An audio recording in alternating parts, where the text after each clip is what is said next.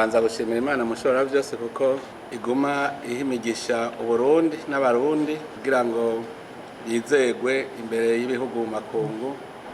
Iyo Mana rero nihabwe icubahiro.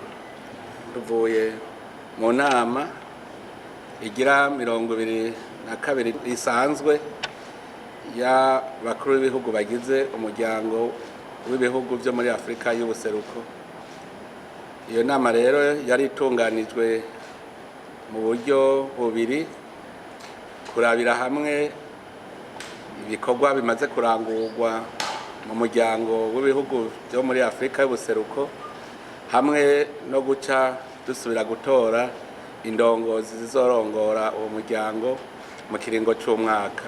Rero bwa mbere nagomba mbanze nkeze mwebwe abarundi kubera mudahengeshanya kwihiteka imbere y'amakungu, kuko Uburundi bwaratowe ko bari bwo burongora uwo muryango mu kiringo cy'umwaka utanguye n'uza. Ubona rero Uburundi bwaratowe ni ikintu kidasanzwe, mugabo kubandwa ntikugoye nko kurigumya.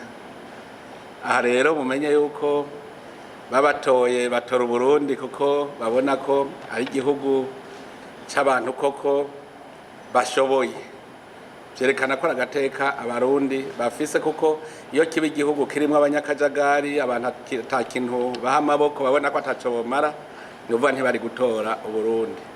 None rero mubimenye ko ari iteka ridasanzwe mwarose, mutegerezwa kugendera mukamenya yuko baduhaye ibikorwa kandi uwo mwaka uheze bazoheza badusuzume barabe ko twabagiriye kirumara. Twoba tumara amazi rero nkamwe, tutoba twarazanye akandi kabirya gutera iyindi ntambwe mu muryango.